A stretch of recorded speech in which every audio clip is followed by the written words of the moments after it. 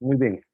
La semana pasada, jóvenes, estábamos terminando con lo que era la revocación, que se recuerdan que era básicamente la acción de dejar sin efecto un negocio jurídico que se realizó en perjuicio de los derechos de un acreedor o en fraude de acreedor. Vimos cuáles eran las diferentes reglas que aplican para la revocación y veíamos también que la revocación tiene un plazo de 1 año para poder solicitarla y siempre va a ser solicitada por el acreedor. Bien, ahora tenemos que platicar un poco sobre la nulidad. Primero que nada, jóvenes, ¿qué es la nulidad o qué entendemos nosotros por nulidad? Nulidad es la ineficacia de un negocio jurídico por carecer de los requisitos esenciales para su validez. Entonces vamos despacio. Nulidad es la ineficacia de un negocio jurídico. Es la ineficacia de un negocio jurídico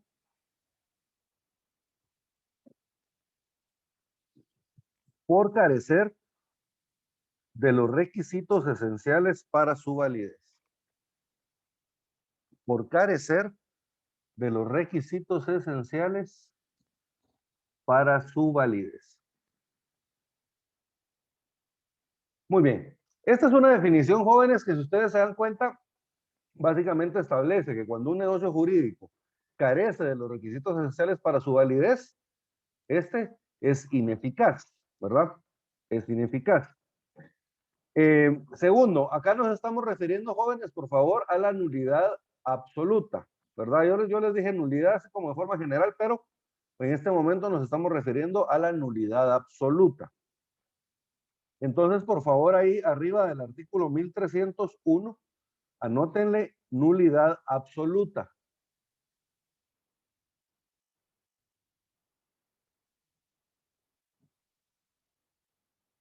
Licenciado, perdone, disculpe, ¿qué número dijo? 1301.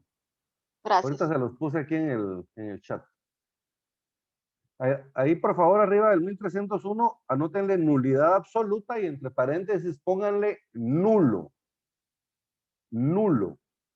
Entonces vamos a ver que cuando nos refiramos nosotros a algo que adolece de nulidad absoluta, nos vamos a referir como que es nulo.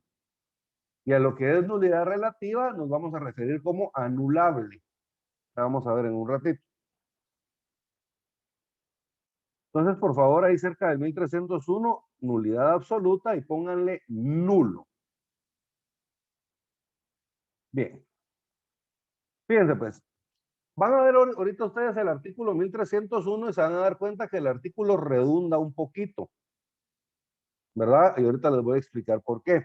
La definición que yo les dije hace un momento establece la ineficacia de un negocio jurídico por carecer de los requisitos esenciales para su validez. ¿Se recuerdan ustedes cuáles son esos requisitos esenciales para la validez de un instrumento, de un negocio jurídico? Eso los vimos en la primera clase. ¿Se recuerdan? Allá en el artículo 1251. Capacidad. ¿Sí, Kiara? La capacidad. Que Capacidad legal de las partes. Ajá. Que el objeto sea lícito. Que el objeto sea lícito. Y la Consentimiento. Consentimiento que no adolezca de vicio. Y el consentimiento que no adolezca de vicios o el consentimiento libre de vicios. Entonces, si en el negocio jurídico carece de capacidad legal de las partes, por ejemplo, una de las partes es menor de edad, jóvenes, ¿será válido el negocio jurídico? No, ¿verdad? O por ejemplo, si no existe el consentimiento de las partes, ¿verdad? Una parte no dio su autorización para que vendieran su casa y la casa se realiza la compraventa, ¿será válido? No, porque no hay consentimiento, ¿verdad? Y por último, el objeto lícito. ¿Será que yo puedo vender una casa que no es de mi propiedad, joven? ¿O será que yo puedo vender un lote de 5 niños?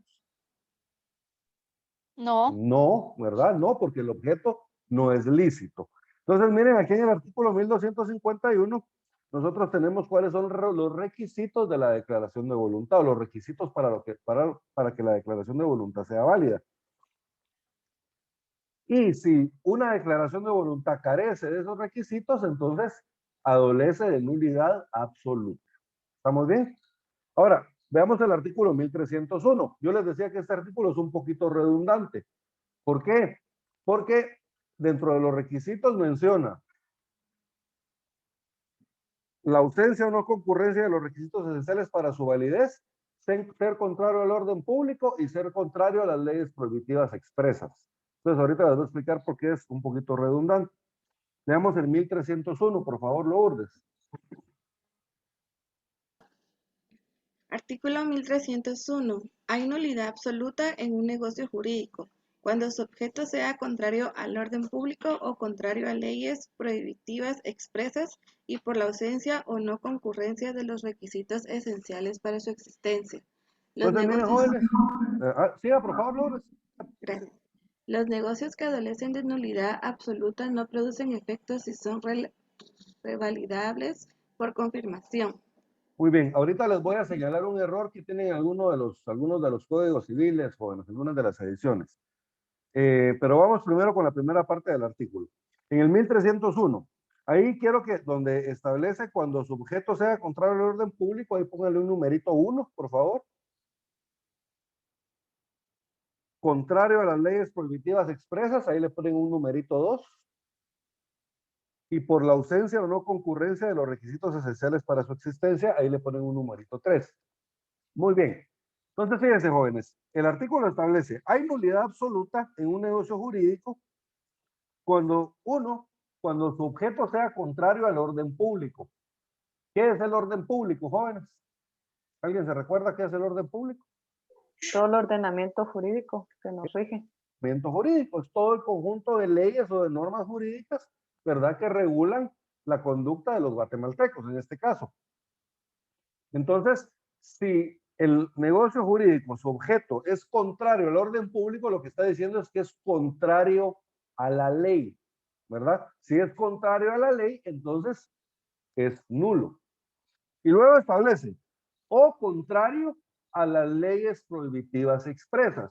Una ley prohibitiva expresa, jóvenes, es, como su nombre lo indica, es una ley que prohíbe algo, ¿verdad? Que expresamente establece la ley que está prohibido. Les voy a poner un ejemplo. Yo le podría vender una casa a mi esposa o mi esposa me podría vender una casa a mí. No, el Código No, Civil prohíbe. claro. Más adelante vamos a ver de que el Código Civil establece que está prohibida la compra-venta realizada entre cónyuges. Ni el esposo le puede vender a la esposa, ni la esposa le puede vender al esposo. Miren, esa es una prohibición expresa de la ley, es una ley prohibitiva expresa. ¿Estamos bien? Si yo realizo una compraventa en la cual yo le vendo a mi esposa, ese negocio jurídico es nulo, ¿verdad? Porque es contrario a una ley prohibitiva expresa.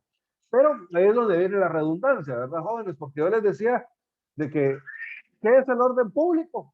Es nuestro ordenamiento jurídico, es nuestro conjunto de leyes. ¿Y las leyes prohibitivas expresas, será que forman parte de ese ordenamiento jurídico? Sí, ¿verdad?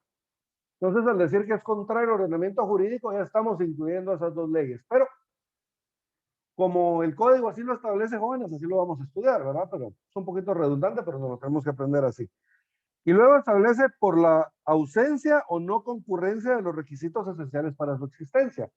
Y se acuerdan, el tercero de esos requisitos era objeto lícito, ¿verdad? Entonces ahí caemos de nuevo a que si el objeto es contrario a la ley, no es válido. Entonces prácticamente regula 3 veces lo mismo, ¿verdad, jóvenes?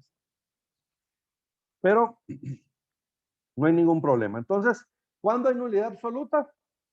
Cuando su objeto es contrario al orden público, cuando es contrario a leyes prohibitivas expresas, o por la ausencia o no concurrencia de los requisitos esenciales para su validez. Y quiero que le agreguen un cuarto, jóvenes. ¿Se acuerdan ustedes que cuando vimos la simulación absoluta, veíamos que el efecto de la simulación absoluta era que el negocio no nace a la vida jurídica? O sea, nulidad absoluta. Entonces, miren, por simulación absoluta también se puede declarar la nulidad absoluta. Entonces, agréguenle un numerito 4 por ahí y le ponen simulación absoluta.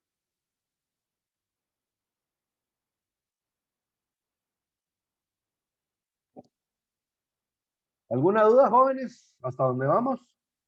En relación a cuándo procede la nulidad absoluta.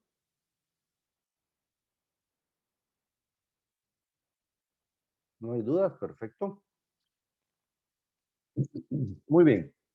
Ahora fíjense, pues, jóvenes. ¿Se recuerdan los que cuando nosotros vimos los vicios del consentimiento, veíamos que los negocios que adolecen de un vicio del consentimiento, estos pueden revalidarse si son confirmados, ya sea expresa o tácitamente, ¿verdad? En cuanto a la nulidad absoluta, acá nosotros no podemos revalidar el negocio jurídico confirmándolo, ¿verdad? O sea, cuando un negocio adolece de nulidad absoluta, nosotros no podemos otorgar un documento en el que digamos de que nosotros estamos conscientes de la nulidad absoluta, pero que más sin embargo lo aceptamos, ¿verdad? Y que vamos a cumplirlo. No lo podemos hacer, ¿verdad? Porque la ley establece, ¿verdad? Que los negocios jurídicos que adolecen de nulidad absoluta no producen ningún efecto y no se pueden revalidar por confirmación. Y aquí es donde caemos a lo que yo les decía, que les voy a señalar un error que tienen algunos códigos. Algunos códigos como el mío, jóvenes, en el segundo párrafo del artículo 1301, dicen lo siguiente, pongan atención. Los negocios que adolecen de nulidad absoluta no producen efectos si son revalidables por confirmación. ¿Quiénes lo tienen así? Si son revalidables por confirmación. Si lo tienen así, jóvenes, lo tienen que corregir, ¿verdad? Porque ahí en vez de la palabra sí, tienen que ponerle la palabra ni, N-I, ¿verdad? Ni son revalidables por confirmación. Entonces, ¿cómo debería de quedar este artículo o este párrafo? Los negocios que adolecen de nulidad absoluta no producen efectos ni son revalidables por confirmación. ¿Estamos bien? Entonces es lo que les decía, que los negocios jurídicos que adolecen de nulidad absoluta no se pueden confirmar, ¿verdad? No, o no se pueden revalidar por confirmación. ¿Quién puede pedir la nulidad o quién puede declarar la nulidad primero? Bueno, la nulidad, jóvenes, va a ser declarada siempre por un juez. Y el juez puede declarar la nulidad incluso de oficio cuando ésta le resulte manifiesta. Ahora, les digo, ya en la práctica esto va a ser muy difícil, que un juez civil declare de oficio una nulidad. Solo que se conociera la nulidad, digamos que algún contrato se esté usando como prueba dentro de un proceso que él esté conociendo y que dentro del proceso resulte demasiado manifiesta la nulidad de ese negocio jurídico, entonces el juez ahí de oficio podría pedir la nulidad de una vez, aunque no lo hayamos pedido dentro de las peticiones del proceso. Pero lo normal no es eso, joven. Lo normal es que los jueces civiles siempre resuelven en base a lo pedido. ¿Se acuerdan? El principio de rogación, ¿verdad? En base a lo que yo le solicito, cada una de las solicitudes que yo le hago al juez es cada una de las solicitudes que él me debe ir resolviendo, ¿verdad? Pero podría hacerlo de oficio. ¿Y quién puede pedirla, jóvenes? Puede ser alegada. Cuando establece esa palabra alegada, jóvenes, se refiere a que esto puede ser alegado en un juicio, ¿verdad? Esa palabra, alegato, ¿verdad? Eso hace referencia a un proceso, ¿verdad? Un juicio. Entonces la nulidad puede ser alegada, miren, por los que tengan interés o por la Procuraduría General de la Nación. Sus códigos dicen Ministerio Público, ¿verdad? Pero según el decreto 125 o 25, permítanme. 25-97. 25-97, que se me confunden. El 25-97 del Congreso de la República establece de que en todas las leyes, a excepción de materia penal, procesal penal, amparo y derecho de ejecución, a excepción de esas 4 ramas del derecho, en donde nosotros veamos Ministerio Público, debemos entender Procuraduría General de la Nación. Ahora, si son leyes penales, procesales penales de ejecución o amparo, si dice Ministerio Público, debemos entender Ministerio Público, ¿verdad? Pero si no es eso, que alguno de esos 4 casos de excepción, siempre vamos a entender Procuraduría General de la Nación.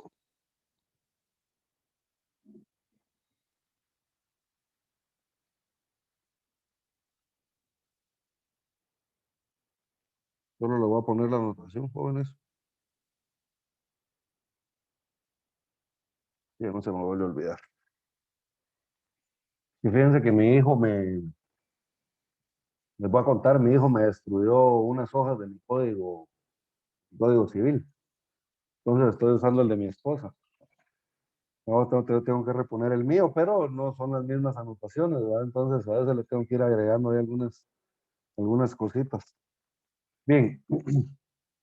Entonces, jóvenes, la nulidad puede ser alegada por los que tengan interés, ¿verdad? Cualquier persona que se vea afectada por la nulidad de alguna forma, ¿verdad? Puede pedir que se declare la nulidad y también puede pedirlo la Procuraduría General de la Nación. La Procuraduría General de la Nación, jóvenes, va a actuar siempre, siempre va a ser parte dentro de todos los procesos en los que intervengan intereses, ya sea del Estado, de menores, de incapaces o de ausentes. ¿Estamos bien?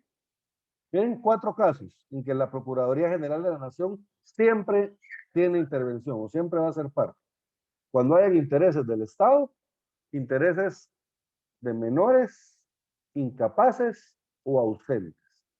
En esos 4 casos siempre va a tener intervención la Procuraduría General de la Nación. Entonces, ¿cuándo podría la PGN pedir la nulidad, verdad?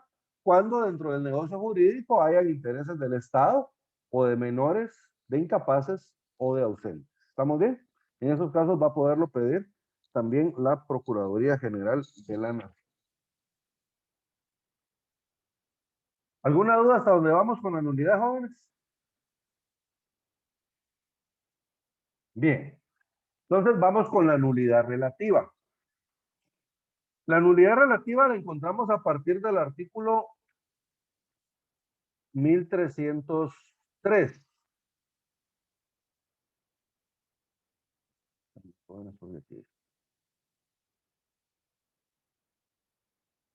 1303.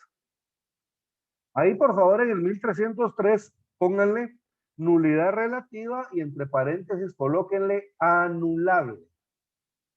Nulidad relativa o anulable.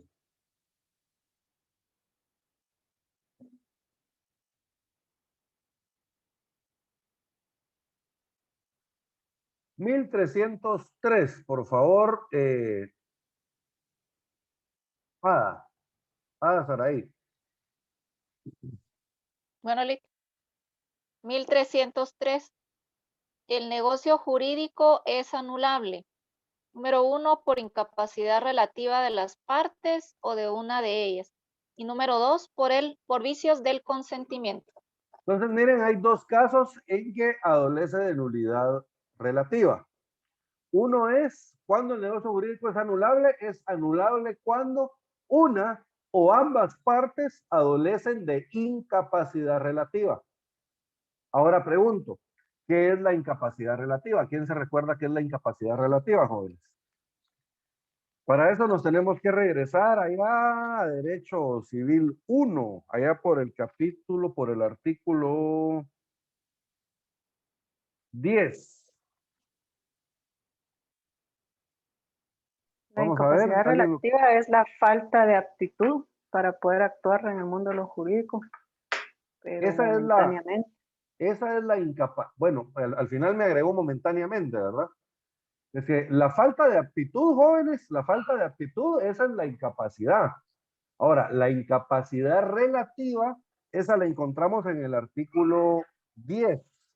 Licenciado, es cuando una persona tiene problemas mentales, pero son relativos. O sea, no es que sean permanentes, los tiene transitoriamente. Exacto. O sea, las perturbaciones mentales transitorias, ¿verdad? La ley establece, fíjense, pues, las perturbaciones mentales transitorias no determinan la incapacidad de obrar. O sea, ¿qué quiere decir? Que las perturbaciones mentales transitorias no me hacen incapaz, no me hacen interdicto. Ahora, si yo tuviera una incapacidad mental permanente, eso sí me hace interdicto. Un juez me puede declarar en estado de interdicción. Pero las perturbaciones mentales transitorias, esas no determinan mi capacidad o mi incapacidad de obrar, o sea, no me hacen incapaz. pero establece la ley, pero son nulas las declaraciones de voluntad emitidas en tales situaciones. Pero si yo logro probar que yo emití una declaración de voluntad estando dentro de una perturbación mental transitoria, entonces ese negocio jurídico se puede anular, ¿verdad? Entonces ahí caemos al primer caso, miren, por incapacidad relativa de las partes o de una de ellas. Si alguna o ambas partes adolece de algún tipo de incapacidad relativa, les voy a poner un ejemplo, jóvenes. Hay gente, digamos, que ellos tienen algún tipo de problema mental, que tienen diferentes personalidades. Pero ellos, si se toman su medicina, ellos está controlada la enfermedad, no hay ningún problema. No sé si enfermedad es la palabra correcta, yo creo que es condición. Pero bueno, el caso es de que siempre y cuando ellos tomen su medicamento, ellos están tranquilos. Pero si dejan de tomar el medicamento, entonces surge la perturbación mental. Si ellos declaran la voluntad dentro de esa perturbación mental, entonces ese negocio jurídico puede ser declarado nulo. Fíjense, jóvenes, que yo conocí un caso de una persona que yo conozco desde hace años. Yo no sabía, él padece de bipolaridad, pero es un caso así bien severo de bipolaridad. Y él toma pastillas y todo, varias. Y él se va a quedar a la casa de una amiga un día y al día siguiente se va. Y cuando la esposa o el esposo de mi amiga se da cuenta, él había dejado una bolsa con un montón de pastillas ahí. Entonces lo llaman, vos, mira, fíjate que tuvimos, aquí están tus pastillas, ¿verdad? Regresa a traerlas. Y aquel le dice, no tengas pena, tengo más en la casa. Y yo regreso otro día por ellas, ¿verdad? Y se fue. Y la cosa es que nunca regresó por ellas. Esto fue, pónganle un día sábado. El día lunes, dice que unos conocidos iban para la ciudad capital, venían desde la costa. Y pasan por Automariscos y miran que hay policía y todo. Y cuando miran, tenían al cuate esposado, ¿eh? Entonces, como lo conocían, paran a ver qué había pasado. Y resulta que el cuate, él iba para el aeropuerto a tomar un vuelo, ¿verdad? Que ya se iba de viaje. Pero decidió tomarse un traguito, se metió a Automariscos, se empezó a pedir botellas de licor, pedía una botella, la destapaba, se tomaba un trago y pedía otra nueva, ¿verdad? Y entonces, cuando los meseros le dijeron que no podía, que no, ¿verdad? Porque es que se terminaron una primero, ¿verdad? Y entonces empezó a pelar cables bien feo. Y total de que llamaron a la policía se le iba a dar preso y todo, y al final pues lograron aclarar la situación y lo soltaron. ¿Qué era lo que había pasado, jóvenes? Él no se había tomado su medicina. Y como no se había tomado su medicina, entonces prácticamente se transformó en otra persona, ¿verdad? En otra persona. Y él estaba totalmente fuera de sí.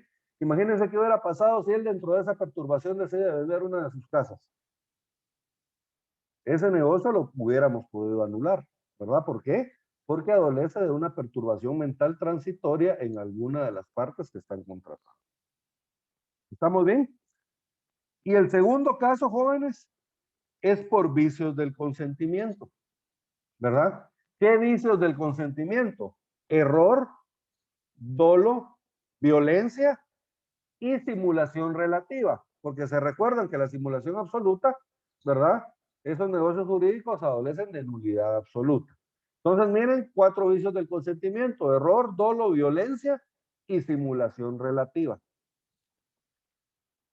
Por vicios del consentimiento, jóvenes, le pueden anotar de que nosotros, bueno, en general, nosotros tenemos 2 años para poder pedir la nulidad relativa. Ahorita vamos a ver el fundamento legal. Anótenle ahí cerca de 1303 que tenemos 2 años para pedir la nulidad relativa, a excepción de los casos en que haya violencia. Cuando haya violencia, el plazo es de 1 año. Pero el plazo empieza a correr desde que cesó la violencia, no desde la fecha del negocio jurídico, sino que desde que cesó la violencia. Ahorita vamos a ver los fundamentos legales de ambos plazos. Entonces, miren, el plazo para pedir la nulidad relativa es de 2 años, a excepción de los casos de violencia, que es 1 año, pero a partir de que se cesó la violencia.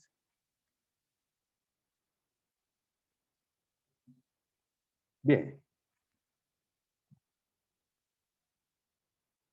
Los negocios jurídicos jóvenes que adolecen de nulidad relativa, estos sí se pueden revalidar por confirmación. Digamos, en estos casos yo sí puedo otorgar un instrumento público en el cual yo manifiesto de que estoy consciente de la existencia del vicio del consentimiento, pero que más sin embargo yo quiero ratificar el negocio. Miren, entonces yo ahí estoy, ¿qué estoy haciendo? Revalidándolo por confirmación, ¿verdad? O si no, simple y sencillamente le doy cumplimiento al negocio jurídico o no demando su nulidad.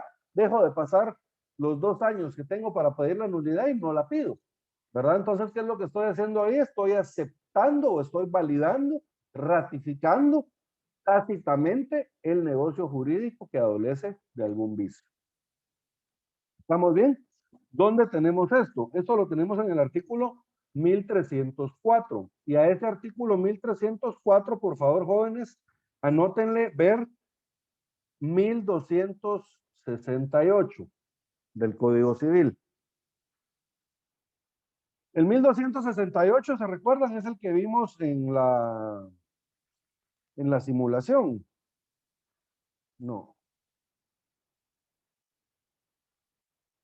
1200. Sí, en los vicios del consentimiento, en donde establece que los que adolecen de vicios del consentimiento se pueden ratificar, ¿verdad? Ese es el 1268. Sí, alguien me estaba levantando la mano acá. Freddy, usted me estaba levantando la mano. Decirle que sin querer lo presioné. Ah, ok. Entonces, jóvenes, el 1268 lo que establece es si habiendo cesado la violencia o siendo conocido el error o el dolo, el que sufrió la violencia o padeció el engaño, ratifica su voluntad o no reclama dentro del término de la prescripción, el negocio adquiere toda su validez. Ahora veamos qué regula el 1304. Por favor, Kiara. Artículo 1304. Los negocios que adolecen de nulidad relativa pueden revalidarse confirmándolos expresamente o dando cumplimiento a la obligación, andas del vicio que los hace anulables. Básicamente regula lo mismo que el 1268, ¿verdad, jóvenes? Cuando nosotros tenemos un negocio que adolece de nulidad relativa, lo podemos revalidar, ya sea confirmándolo expresamente, eso quiere decir otorgando un documento en el cual nosotros manifestamos expresamente que queremos ratificar ese negocio jurídico, aunque adolezca de nulidad relativa, o lo podemos hacer dando cumplimiento a la obligación, ¿verdad? La primera se le conoce como expresa y a la segunda se le conoce como tácita. La primera, confirmación expresa, y la segunda, confirmación tácita. Confirmación o revalidación le pueden llamar también. Pero la primera se llama expresa y la segunda tácita. ¿Estamos bien?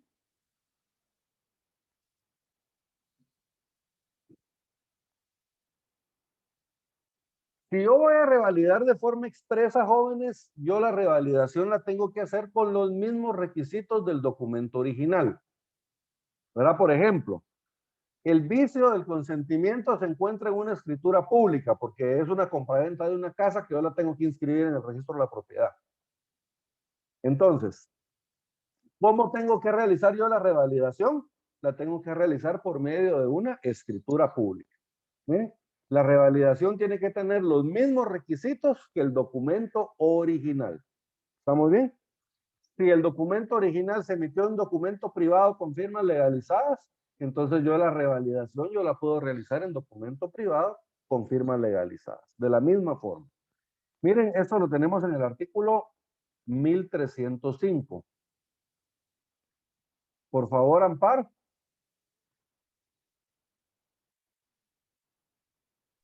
(1305) La revalidación expresa debe hacerse con los mismos requisitos que exige la ley, la celebración del negocio que se trata de revalidar. Entonces, miren, la revalidación expresa se debe hacer con los mismos requisitos exigidos por la ley para el negocio que se pretende revalidar. ¿Estamos bien?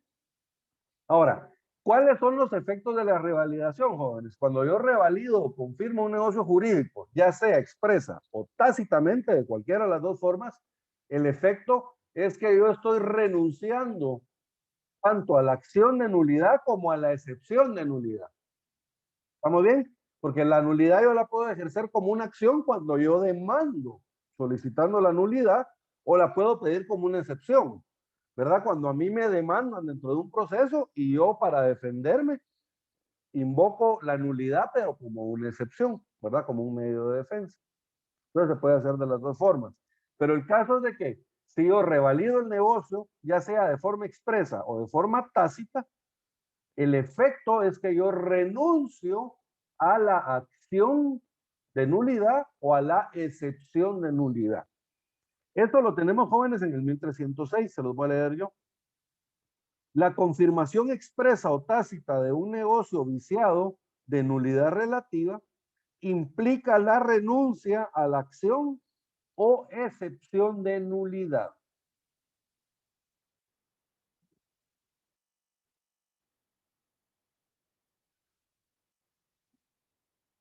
Muy bien.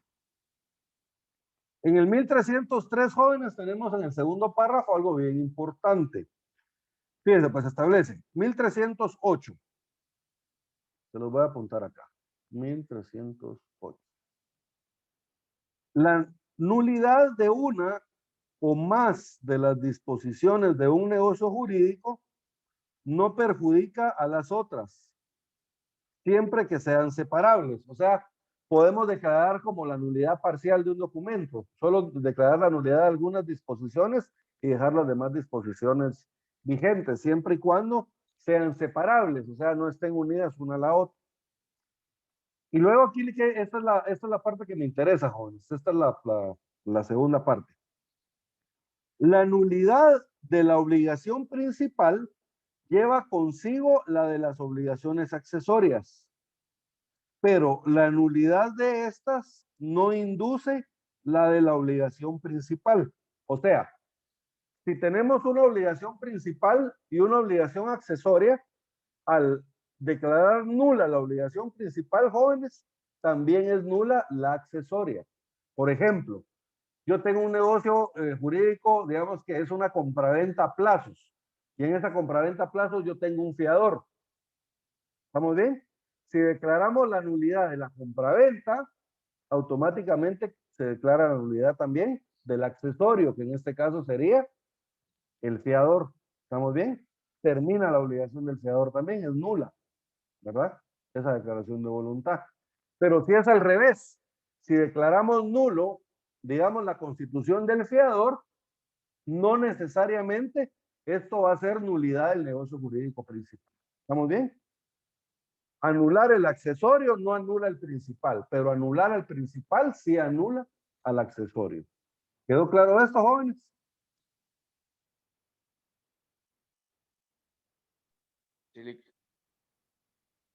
Bien.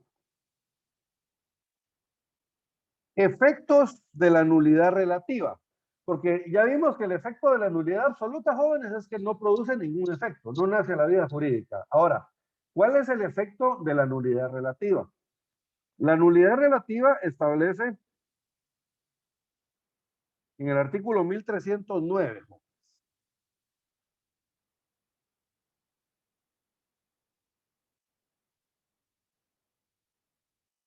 Por favor, Sergio. Artículo 1309.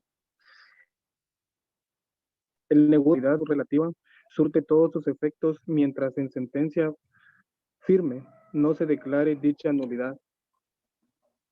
Entonces, miren, ¿cuál es el efecto? El efecto de la nulidad relativa es que mientras no sea declarada su nulidad por un juez competente, surte todos sus efectos. O sea, el negocio que adolece de nulidad relativa, jóvenes, nace a la vida jurídica y permanece en la vida jurídica hasta el momento en que un juez declare su nulidad. Contrario a la nulidad absoluta, que se recuerdan que esa no produce ningún efecto ni nace a la vida jurídica. En cambio, esta sí. Supongamos de que durante año y medio se llevó a cabo el negocio jurídico. Al año y medio, ¿se acuerdan que tenemos 2 años para poder pedir la nulidad relativa? Al año y medio pedimos la nulidad relativa, la solicitamos ante el juez. Pero es un juicio ordinario, jóvenes. ¿Cuánto se tarda eso? Puede tardar, digamos, 5 años.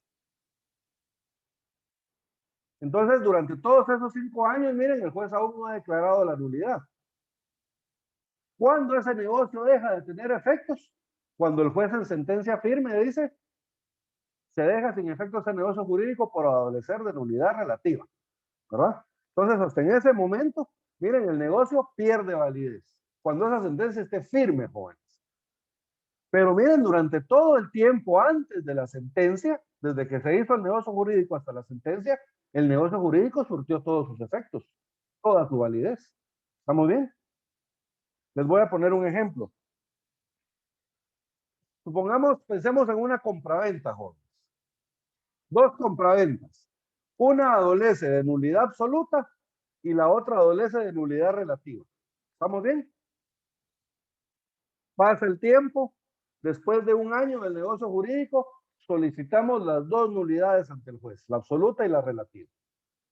Pasan 5 años de proceso cada uno de los procesos y al fin declaran sentencia en ambos. Y declaran la nulidad de los 2. El primero lo declaran nulo absolutamente y el segundo nulidad relativa. ¿Cuál es el efecto jurídico, jóvenes? Fíjense pues. La nulidad absoluta no produce ningún efecto. ¿Qué quiere decir esto? Que durante los 5 años que duró el proceso, más el año que nos tardamos en demandar, durante todo ese tiempo el bien produjo bienes. Supongamos de que ese bien lo alquilaron. ¿Estamos bien? Lo alquilaron por 2,000 quetzales al mes. En 1 año, ¿son cuánto? 24,000 quetzales. En 6 años, ¿cuánto es, jóvenes?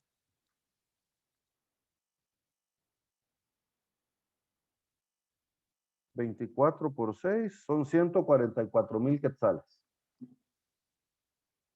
Estos 144,000 quetzales de renta, jóvenes, ¿a quién le pertenecen?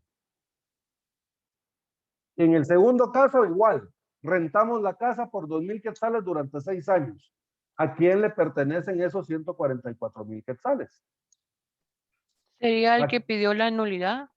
Aquí es donde entran los efectos de la nulidad en importancia. Miren, pues, jóvenes. En el primer caso, nulidad absoluta. ¿A quién le pertenecen esos 144,000 quetzales de renta? Como el negocio jurídico no surte ningún efecto jurídico, jóvenes, ¿a quién le pertenecen? Al dueño original del bien. ¿Ah? ¿Se acuerdan que era una compraventa? Por medio de esta compraventa, una persona se lo pasó a otra, pero ese negocio lo declaramos nulo absolutamente. ¿Cuál es el efecto jurídico? De que todo tiene que volver al dueño original, incluyendo esos 144,000 quetzales de renta. Ahora veamos el otro caso, en la nulidad relativa. ¿Se acuerdan? El negocio jurídico surte todos sus efectos hasta que sea declarada su nulidad. ¿Estamos bien? Entonces, cuando el negocio es declarado, supongamos de que aquí hay violencia. A una persona lo amenazaron con una pistola en la cabeza para que vendiera su casa. Pero la persona luego demanda cuando cesa la violencia y 5 o 6 años después el juez declara la nulidad y anula el negocio jurídico. Entonces, la casa regresa a poder de su dueño original, igual que en el primer caso. Pero ¿a quién le pertenecen esos 144,000 quetzales de rentas? Como el negocio jurídico durante todo este tiempo sí surtió sus efectos hasta el momento en que se declara su nulidad en sentencia firme, entonces esto le pertenece a la persona que había comprado la casa bajo violencia. ¿Dan cuenta de la diferencia del efecto? ¿Verdad? En un caso los frutos son para una persona y en el otro caso los frutos son para otra, ¿verdad? ¿Por qué? Porque varía el efecto según el tipo de nulidad que estamos planteando. ¿Quedó claro esto, jóvenes? ¿O hay alguna duda con respecto a los efectos de la nulidad absoluta y relativa? Licenciado, Sí, ya.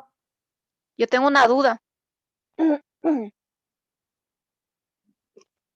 ¿Cuál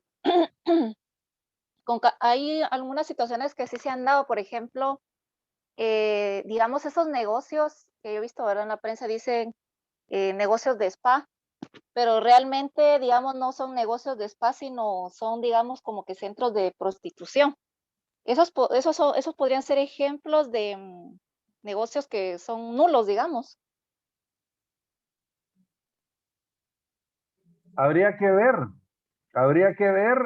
realmente si es nulo o es anulable, porque yo siento que aquí lo que estamos haciendo es que le estamos dando al negocio la apariencia de otro de distinta naturaleza.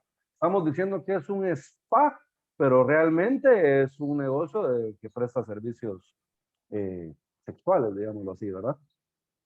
Entonces yo siento que aquí lo que es una simulación relativa, porque le estamos dando la apariencia de otro negocio, ¿verdad?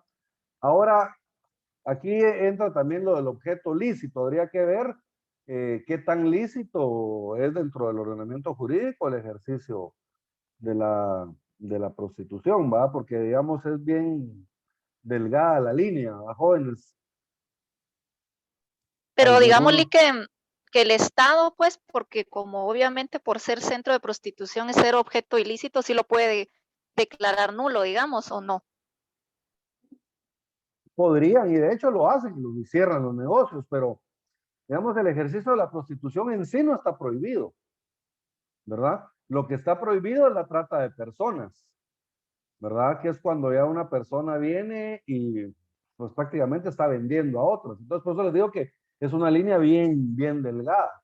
Digamos, yo lo que he visto en mi experiencia es de que cuando, digamos, la policía hace algún tipo de redadas, regularmente lo que ellos van buscando es que no haya menores de edad, ¿verdad? Una vez que haya menores de edad, entonces eso ya se convierte en un fin ilícito, ¿verdad? Pero siempre y cuando no haya menores de edad, pues la policía se va y no hace ningún problema, ¿verdad? Pero sí podrían ser cerrados estos negocios, ¿verdad? Lo que sí es que no sé si es una cuestión civil, yo creo que ahí más bien se va por una cuestión penal, ¿verdad? Porque lo que van buscando ellos es combatir la trata de personas, no tanto la nulidad de un negocio jurídico, ¿verdad? Ah, ya, gracias, Lick. Muy bien.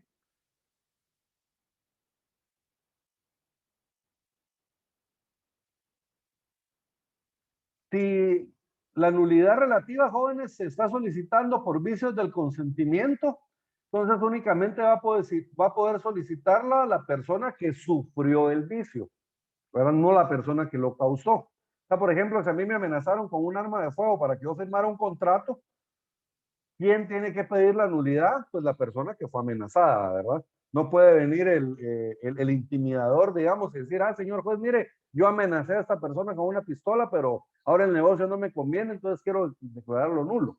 ¿Ah? No se puede. Solamente la persona que es la que sufrió el vicio del consentimiento puede pedir. Eso lo tenemos en el artículo 1310.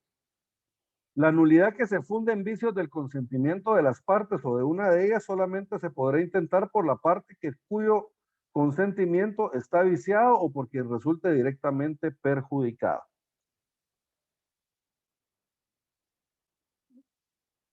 En el siguiente artículo, la nulidad procede con respecto a las obligaciones de los ausentes, de los menores y de los incapaces cuando no se han observado las formalidades requeridas por la ley o cuando los menores o incapaces actúen sin la intervención de las personas que los representan. En estos casos, la acción de nulidad por parte del menor incapaz o ausente corresponde a su representante legal o a la Procuraduría General de la Nación, que era lo que les decía hace un rato. ¿Cuándo la PGN va a intervenir? Cuando se trate de intereses del Estado o, como en este caso, de bienes o intereses de menores, incapaces o ausentes. Entonces, fíjense, pues aquí la ley establece algo bien importante. Procede la nulidad cuando en los negocios jurídicos, con respecto a obligaciones de menores, incapaces o ausentes, no se cumplieron o no se observaron las formalidades que establece la ley. ¿A qué formalidades se refiere esto? ¿Se recuerdan, jóvenes, de que hay unos procesos de jurisdicción voluntaria que se llaman de disposición o gravamen de bienes de menores, incapaces o ausentes? Entonces, ¿qué sucede acá? Siempre que hay un menor, un incapaz o un ausente, para poder ejercer los derechos de estas personas, primero tienen que tener un representante legal. En el caso de un ausente, puede ser un defensor judicial o puede ser un guardador de bienes o un administrador de bienes, cualquiera de esas tres figuras. En el caso de menores o incapaces, tienen que ser los padres en ejercicio de la patria potestad o a falta de ellos un tutor, ¿verdad?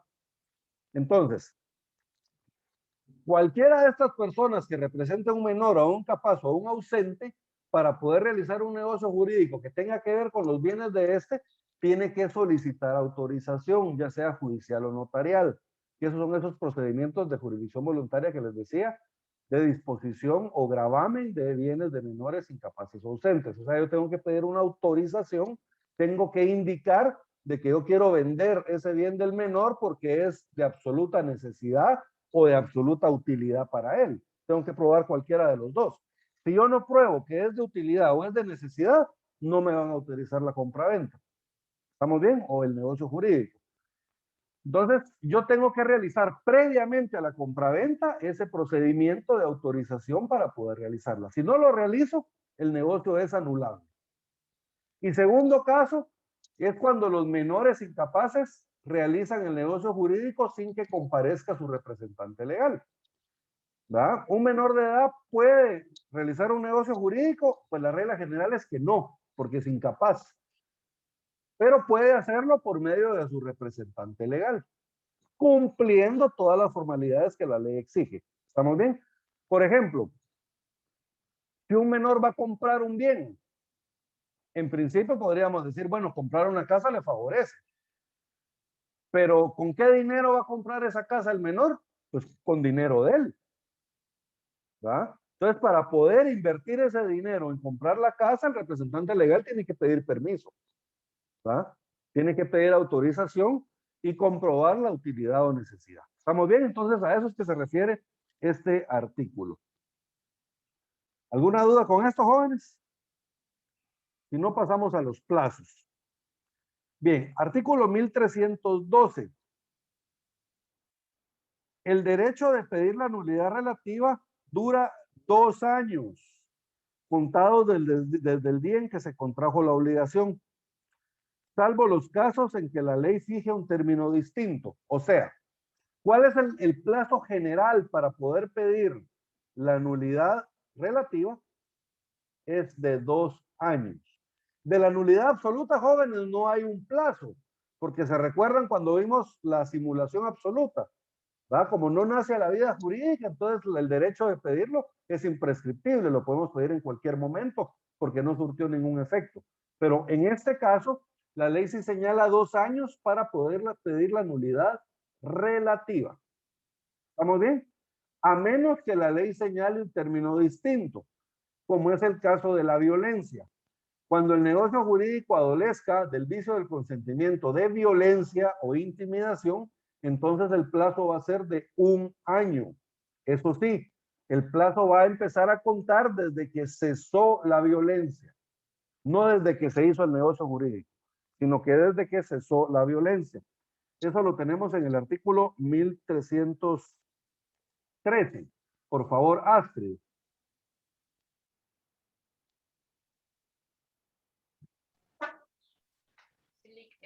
Sí, 1313.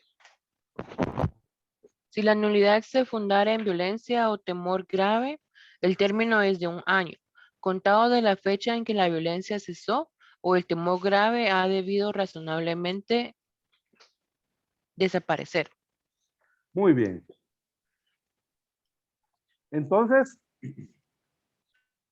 miren, si hay violencia, el plazo para pedir la nulidad es de 1 año, pero contado a partir de que cesó la violencia o el temor grave desapareció. ¿Ah? Supongamos de que mi vecino que me amenazaba, él tenía una pistola con la que me amenazaba siempre, pero resulta que ahora lo agarró la policía y le decomisaron la pistola. Entonces ya no tiene pistola para amenazarme. Miren, ahí cesó el riesgo, cesó la violencia. Entonces vengo yo y como ya no tiene pistola, ahora lo demando. ¿Verdad? A partir de que cesó la violencia o la intimidación. ¿Estamos bien? ¿Se acuerdan que yo les decía hace un momento las consecuencias de la nulidad? es de que las partes deben restituirse recíprocamente lo que han recibido o percibido como consecuencia del negocio jurídico. Eso lo tenemos en el artículo 1314.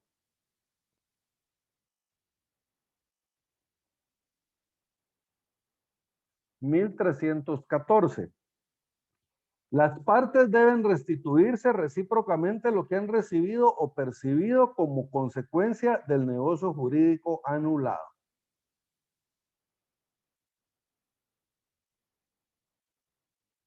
Muy bien.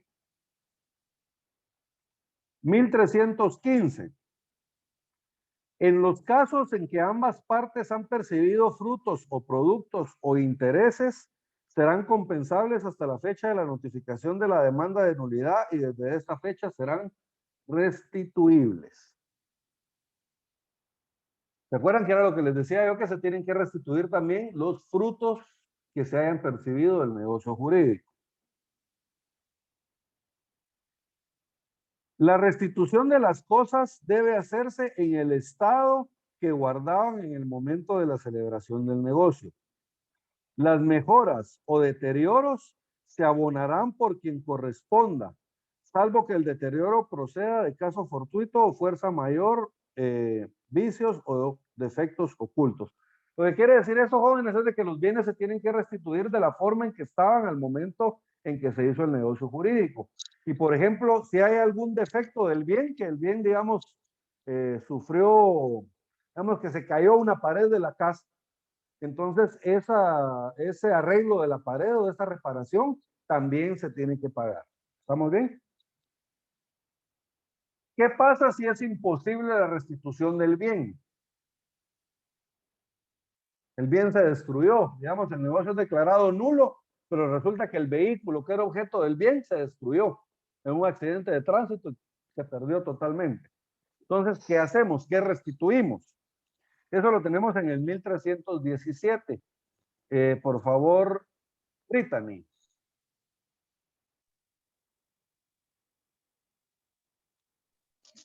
Artículo 1317. Si a una de las partes le fuera imposible la restitución de la cosa, cumplirá entregando otra de igual especie, calidad y valor, o devolviendo el precio que tenía en el momento de la celebración del negocio. Y si la nulidad de la obligación o la imposibilidad de la entrega proviene de mala fe, pagará además los daños y perjuicios que correspondan. Entonces, miren, si es imposible la entrega, gracias, Brittany.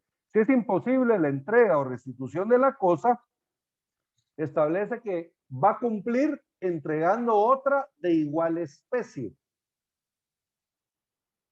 Si yo tenía un carro Mazda modelo 2015, entonces, ¿cómo cumplo? Entregando otro carro Mazda modelo 2015, ¿verdad? Cumplo entregando otro bien igual, ¿verdad? O puedo también devolver el precio que tenía la cosa al momento de la celebración del negocio. Si a mí el carro me costó 60,000 quetzales y yo ya no puedo devolver el carro porque se destruyó, entonces también puedo cumplir devolviendo el valor que tenía el carro al momento de hacer el negocio jurídico. Devuelvo 60,000 quetzales. ¿Estamos bien? Entonces, si no puedo restituir la cosa, yo cumplo entregando otra cosa de igual especie o pagando el valor o el precio que tenía la cosa al momento de hacer el negocio jurídico. Eso sí, si la falta de entrega es de mala fe, jóvenes, entonces además el juez me puede condenar a pagar los daños y perjuicios. ¿Estamos bien? Si la falta de la entrega es de mala fe, además me pueden obligar a pagar daños y perjuicios. Licenciado, una consulta. Sí, vamos. Primero A y después, ¿quién más me preguntó? Freddy. Sí. Por con favor. eso, sí, cuando dijo si la entrega es de mala fe, o sea, digamos si el carro viene descompuesto. O yo no lo quiero entregar, pero no porque el carro ya no exista, sino que porque yo no lo quiero por algún motivo, yo no lo quiero entregar. Entonces yo digo, miren, el carro no lo tengo o el carro se destruyó, pero realmente el carro está ahí. Entonces ahí hay mala fe, miren, porque yo estoy mintiendo sobre el estado real del carro. Freddy. Licenciado, a mí me surgió la duda y, por ejemplo, si fuese, pero ya un tema de un terreno, se me ocurre, pero que el mismo era una hectárea de siembra de, eran árboles de aguacates y el que lo adquirió o lo tenía deforestó, aplicaría. Ajá. Aplicaría la mala fe, dice usted. Ajá, por ejemplo, vengo yo y lo destruyo, Sí, porque al final sí, yo no quiero esos árboles. claro. ¿Va? Y a la hora de la restitución, Si usted, digamos, destruyó esos árboles, pero digamos fue un accidente, hubo un incendio, entonces usted tendría que pagar el valor de lo que valdría esa finca ya con los árboles, digamos. Es un poquito complejo de calcular, porque imagínense cuántas cosechas le pudo haber sacado a lo largo de su vida usted a esa finca, a esos árboles que destruyeron. Ahora, si se demuestra de que él le prendió fuego a los árboles, por ejemplo, ahí habría mala fe. Entonces, además del precio de la finca con los árboles, él debería de pagar también daños y perjuicios, ¿va? Entonces, digo, depende cómo haya sido el incendio. Si el incendio fue un mero accidente, no tiene que pagar daños y perjuicios. Pero si hay mala fe y él voluntariamente le prendió fuego a los árboles o voluntariamente los mandó a cortar, entonces ahí sí hay mala fe. Miren, ahí sí hay mala fe. En este caso, pagaría también daños y perjuicios. gracias. Muy bien. ¿Alguna otra duda, jóvenes? Bien.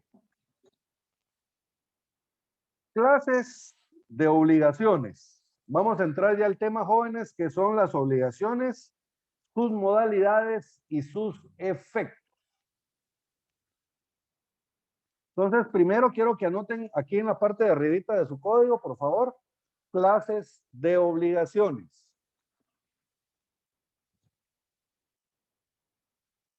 Tenemos, dentro de las clases de obligaciones, jóvenes, la ley nos señala 5 diferentes. Tenemos las obligaciones alternativas.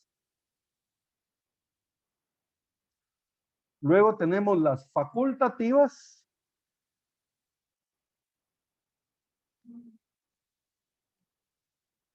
Luego tenemos las mancomunadas. Luego pueden ser divisibles o pueden ser indivisibles.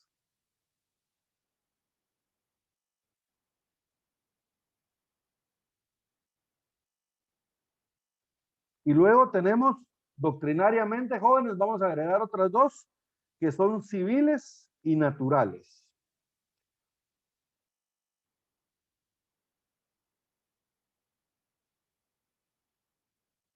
Civiles y naturales. Bien. Empecemos con las obligaciones, sus modalidades y sus efectos, jóvenes, antes de entrar a ver cada una de las obligaciones, ¿verdad? Que son las alternativas, las facultativas, las mancomunadas, etcétera. Bien, jóvenes. Cuando hablamos nosotros de una obligación, básicamente, jóvenes, se refiere a que es el resultante de un negocio jurídico. Y esta puede consistir, se recuerdan que en la primera clase yo les decía que las obligaciones pueden ser de dar, de hacer o de no hacer. ¿Dónde está el fundamento legal de esto? Eso lo tenemos en el artículo 1319. Por favor, Ada Gómez, que tenemos dos Adas, ¿verdad, jóvenes? Ada Saraí. Sí, licenciada, buenos días. Por favor. Artículo 1319. Toda obligación resultante de un acto o declaración de voluntad consiste en dar, hacer o no hacer alguna cosa. Miren, toda obligación resultante de un acto o declaración de voluntad consiste en dar, hacer o no hacer alguna cosa. Miren, una obligación de dar. Fácil, una compraventa. Miren, por medio de una compraventa, un vendedor se compromete a entregarle a otra persona que se llama comprador un bien de su propiedad. Miren, se está comprometiendo a dar ¿qué? Un bien. Y por ese mismo contrato, la otra parte que se llama comprador se compromete a entregarle al vendedor un precio, una cantidad de dinero a cambio de ese bien. Entonces, miren, por medio del contrato de compraventa, lo que se están creando son dos obligaciones recíprocas de dar. Uno tiene que dar un bien y el otro tiene que dar un precio, una cantidad de dinero. Miren, entonces en la compraventa la obligación es de dar. En la donación igual. En la donación también la obligación es de dar. Solo que en la donación yo no me estoy comprometiendo a darla a cambio de un precio, sino que la estoy dando porque la estoy regalando, por ejemplo, una donación pura y simple. O pudiera ser una donación onerosa, yo la estoy regalando a cambio de que esta persona haga algo por mí.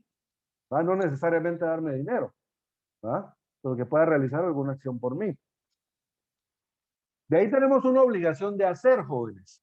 Digamos, el ejemplo típico acá sería un contrato de mandato. Por un contrato de mandato, miren, el mandante le da la facultad a otro que se llama mandatario de que lo represente en los negocios en que pueda tener interés. ¿Y cuál es la obligación del mandatario, jóvenes? Representar al mandante debidamente en los negocios en que pueda tener interés. Entonces aquí la obligación es de hacer, miren, porque aquí el mandante no tiene que dar nada. Él no tiene que entregar un bien, sino que el mandatario, lo que él tiene que hacer, su obligación es cumplir con la representación, hacer algo, miren, comparecer a un contrato, comparecer a un proceso. ¿Estamos bien? Y luego tenemos la obligación de no hacer. Esta es la que es a veces un poquito más difícil de entender, jóvenes, la obligación de no hacer. Pero esto es, por ejemplo, como cuando a mí me alquilan una casa y dentro de las estipulaciones del contrato, a mí me ponen en la casa que en la casa no pueden haber mascotas, por ejemplo. Y resulta que yo compro un perro. Entonces yo acá, miren, estoy incumpliendo una obligación de no hacer. Estoy haciendo algo que me está prohibiendo el contrato. ¿Estamos bien? Tener un perro no es algo tan grave. Pero, por ejemplo, en los contratos de compraventa muchas veces ponemos de que, perdón, en los contratos de arrendamiento muchas veces colocamos de que el arrendatario se compromete a no tener en la casa sustancias corrosivas, salitrosas, explosivas que puedan dañar la integridad del bien. ¿Qué pasa, por ejemplo, si yo tuviera explosivos en la casa? También estoy violando, miren, una norma de no hacer del contrato, porque a mí me prohibieron tener elementos explosivos, salitrosos o corrosivos dentro de la casa. Si yo tengo alguno de esos elementos, estoy incumpliendo la obligación de no hacer. ¿Estamos bien? Entonces ya vieron, la obligación puede ser hacer algo, puede ser dar algo, o la obligación puede ser no hacer algo. En este caso, ¿qué era el no hacer? No tener sustancias explosivas, salitrosas o corrosivas dentro del bien. Habrán algunos contratos de compraventa que sí me permitan tener ese tipo de sustancias. ¿Va? Por ejemplo, lo que yo estoy arrendando es una bodega en el puerto San José, con el puerto Quetzal. Entonces ahí tal vez sí me permiten a mí acumular ese tipo de sustancias porque es una bodega acorde a ese efecto, ¿verdad, jóvenes? Pero en una casa de habitación pues no es correcto. Entonces ahí tenemos ejemplos, miren, de obligaciones de dar, de hacer y de no hacer. ¿Estamos bien? Licenciado. Sí. Licenciado, perdone, una pregunta, ¿Ya? por ejemplo, que uno esté alquilando una propiedad, pero esa propiedad da frutos de, por ejemplo, de manzanas o mangos, y uno está alquilando la propiedad, uno puede poner esa restricción de que todo fruto que se dé, por ejemplo, no les pertenece, sino que pertenece a la persona, por ejemplo, al dueño. ¿Eso se podría Podría. poner, puede entrar en esto o no? podría, mire, la regla general es de que cuando usted arrenda un bien, ¿verdad? Los frutos que produzca este bien le van a pertenecer al arrendatario. Esa es la regla general. Pero usted podría poner la restricción. Yo arrendo el bien, pero todos los frutos que produzca son míos. Y si la otra parte lo acepta, pues no hay ningún problema. Así lo podría poner, ¿no? Entonces, en ese caso, el arrendatario, digamos, no podría tocar los frutos que produzca el bien, ¿no? ¿Estamos bien? Obligación Gracias, de... Muy bien. Obligación de dar Licenciado. 1.300... sí, Sergio. Solo con una pregunta. O sea, siempre el de no hacer, siempre tiene que constar en el contrato que se celebró, digamos.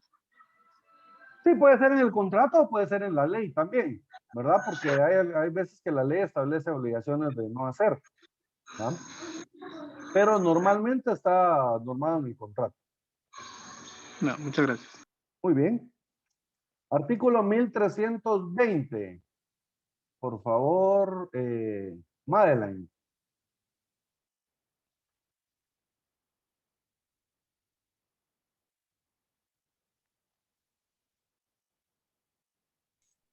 (1320) La obligación de dar cosa determinada comprende su entrega de sus accesorios y pertenencias, así como los frutos que produzca desde que perfecciona el convenio. El deudor es responsable, asimismo, de su conservación hasta que verifique la entrega. Ahí, por ejemplo, en la compraventa de bien inmueble, anótenle ver 1790. Ver 1790. Entonces, miren, la obligación de la cosa determinada comprende su entrega, la de sus accesorios y pertenencias, así como los frutos que produzca desde que se perfeccione el convenio. Entonces, ¿qué quiere decirle? Que si yo compro un terreno, a mí me van a entregar ese terreno y desde ese momento, desde el momento de la compraventa, todos los productos o todos los frutos que produzca ese terreno me pertenecen a mí. ¿Estamos bien? Igual, si digamos dentro del terreno que yo compré hay una construcción, esa construcción también me pertenece a mí, ¿verdad? Tanto el principal como sus accesorios. Obligaciones de hacer, 1323. Por favor, Jacqueline.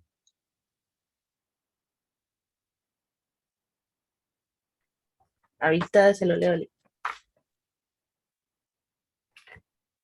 1323. En las obligaciones de hacer, el incumplimiento del obligado da derecho al acreedor para hacer por sí o por medio de tercero, a costa del deudor, lo que se hubiere convenido, si la calidad del ejecutante fuere indiferente.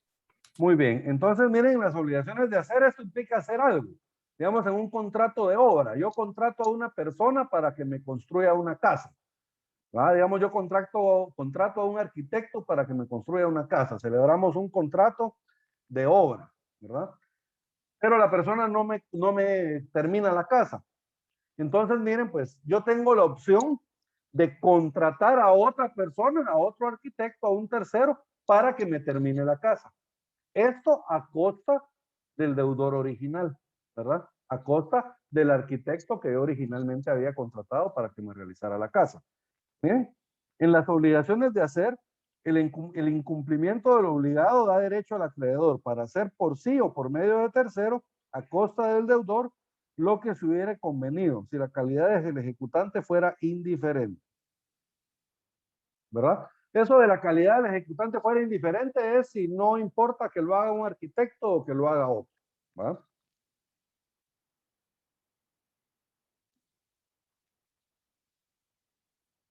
Y luego en el 1326 tenemos la obligación de no hacer. Por favor, Leslie.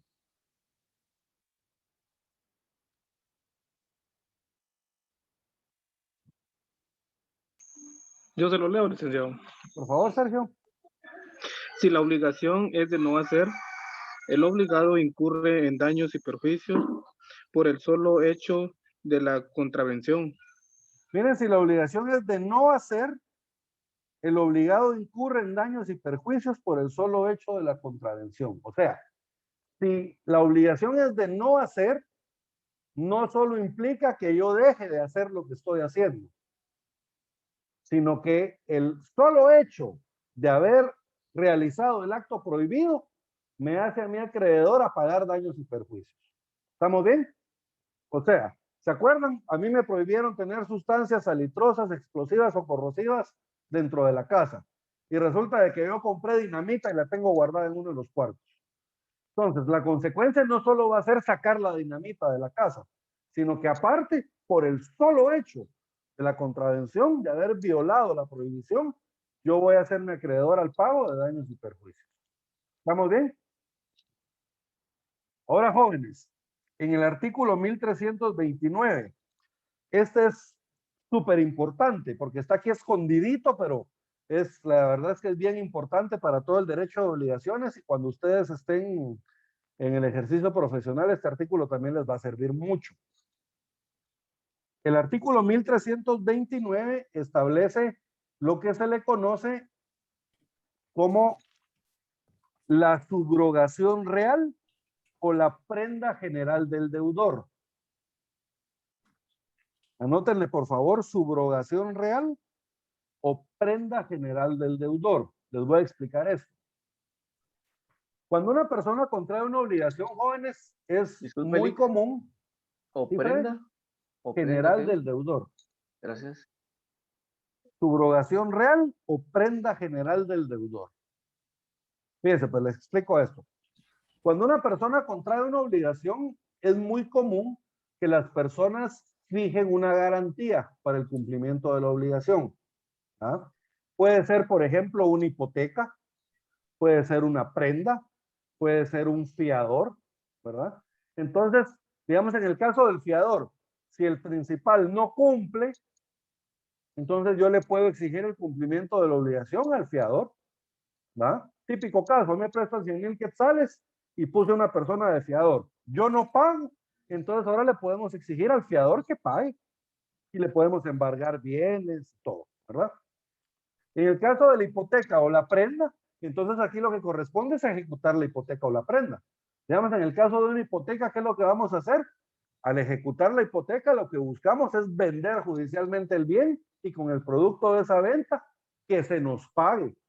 O si en caso no se vende el bien, que se nos adjudique en pago ese bien a nosotros. Eso es lo que buscamos con la hipoteca. ¿Estamos bien? Entonces, cuando hay un negocio que está garantizado, yo solamente puedo cobrar el negocio por medio de esa garantía. ¿Estamos bien?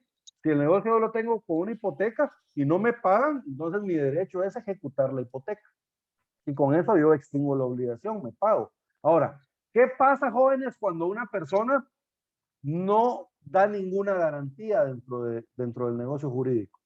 ¿Ah? Hace un negocio jurídico sin garantía, decimos, ¿verdad? En la práctica.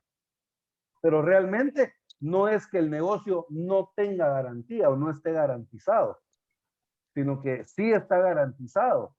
Lo que pasa es de que no se está garantizando con un bien en particular, sino que se está garantizando con todos los bienes del deudor presentes y futuros.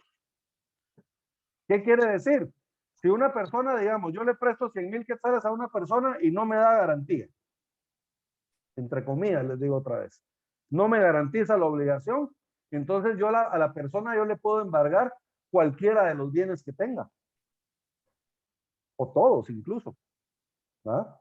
Le puedo embargar cuentas, le puedo embargar salarios, ¿va? Le puedo embargar rentas, le puedo embargar bienes, lo puedo arraigar. ¿Entienden? Tengo un montón de opciones para poderle cobrar.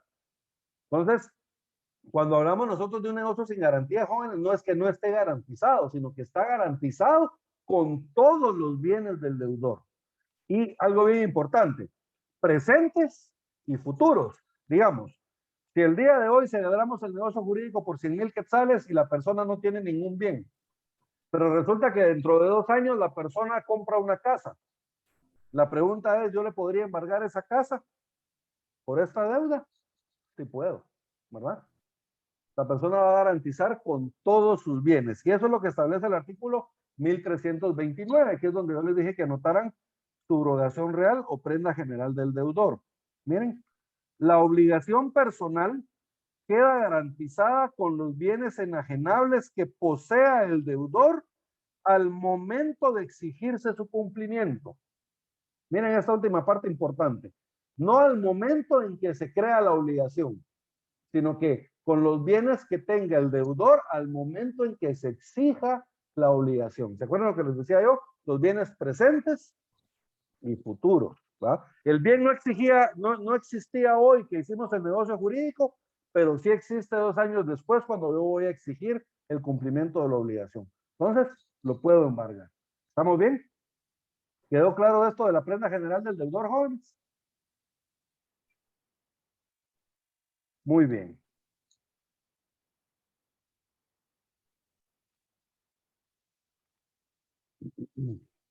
$1,330, jóvenes. Este es bien importante y con este vamos a terminar ya. Pero quiero que me pongan mucha atención, jóvenes. Acá quiero que le anoten en el 1330 teoría de la imprevisión. 1330 teoría de la imprevisión.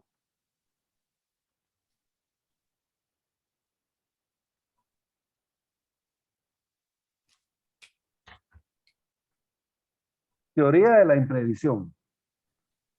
Les pido perdón, jóvenes, que teoría no lleva la tilde, pero no me dejó ponerle el teclado por alguna razón. Teoría de la imprevisión, y en la doctrina se le conoce como rebus sic stantibus. Así, miren. Rebus sic stantibus. O teoría de la imprevisión. Bien. Se los voy a explicar así rapidito, jóvenes. Digamos, cuando se realiza un negocio jurídico, el efecto del negocio jurídico, ¿se recuerdan? Es su cumplimiento. Las partes básicamente tienen que cumplir a lo que se comprometieron. ¿Estamos bien? Y si alguna de las partes no cumple, entonces el contrato está incumplido y la otra puede exigir su cumplimiento judicialmente. Esa es la regla general. Ahora, ¿en qué consiste la teoría de la imprevisión, jóvenes?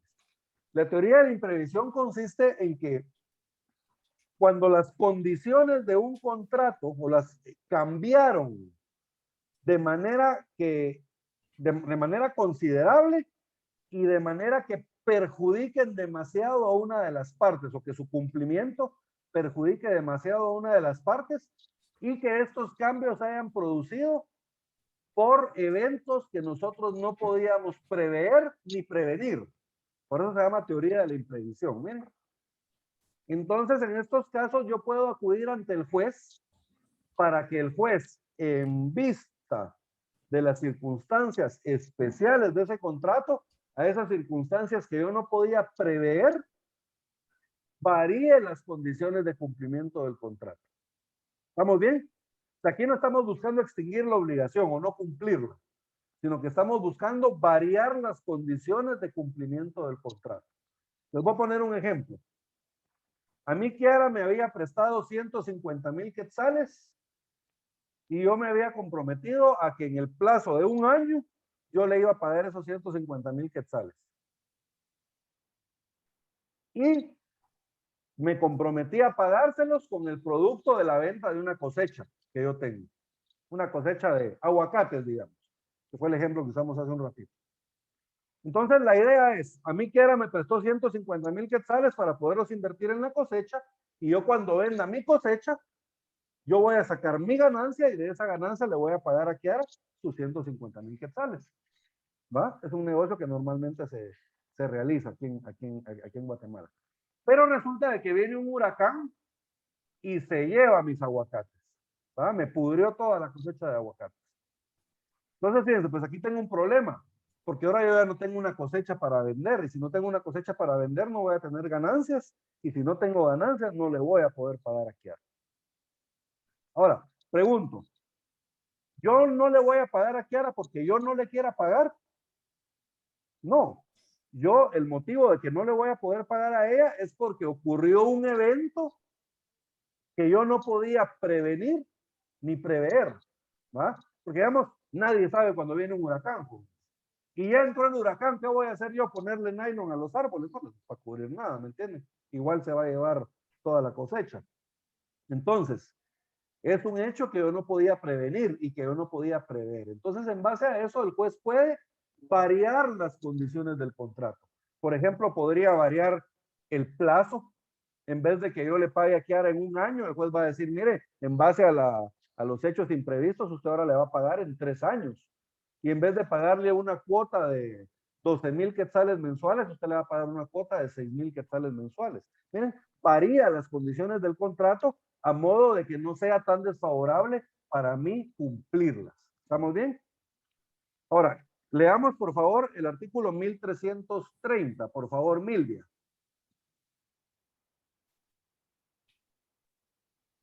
(1330) Cuando las condiciones bajo las cuales fuere contraída la obligación cambiaren de manera notable a consecuencia de hechos extraordinarios imposibles de prever y de evitar, haciendo su cumplimiento demasiado oneroso para el deudor.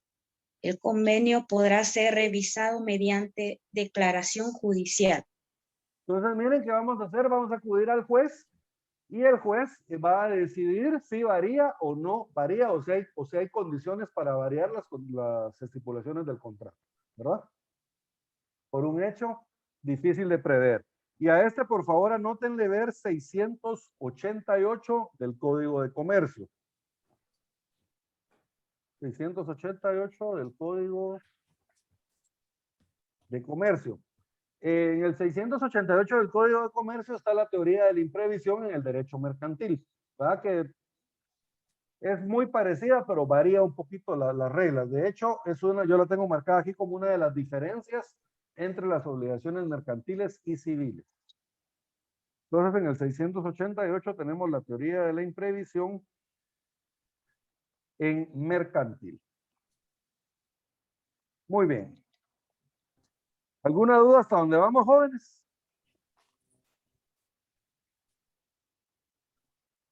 Entonces, en la siguiente clase vamos a platicar sobre las obligaciones alternativas, facultativas, y vamos a hablar también de la mancomunidad. Y si nos da tiempo, de las obligaciones divisibles e indivisibles. ¿Estamos bien, jóvenes? ¿Alguna duda hasta donde llegamos el día de hoy? Licenciado, disculpe una pregunta. Sí. Con la teoría de la imprevisión que usted nos estaba mencionando. Sí. Y que pues un juez es el que dirá, ¿verdad? Si se cambian o no las condiciones. Ahí no sé si se puede aplicar también una figura que se llama novación, licenciado. Podría ser, porque la novación básicamente es novar el contrato, celebrar un contrato nuevo variando las condiciones del original. Si nos ponemos de acuerdo, podríamos realizar una novación, ¿verdad? Pero si no, podríamos acudir al juez y argumentar la teoría de la imprevisión y pedir que el juez la declare. Ah, ya sea que esa más que todo aplica si, digamos, una de las partes no quiere ceder, entonces el juez es el que decide. Así es. Ah, Así ya, es. gracias. Aquí, miren, si nos ponemos de acuerdo, no hay ningún problema. Digamos, la novación la vamos a encontrar dentro de las formas de extinguir la obligación, porque la novación lo que hace es que extingue el contrato original y se crea una obligación nueva con otras condiciones, ¿verdad? En cambio, pero como les digo, acá nos ponemos de acuerdo nosotros. En cambio, en la teoría de la imprevisión, nosotros acudimos al juez y le argumentamos de que debido a ese hecho que es demasiado difícil de prever y de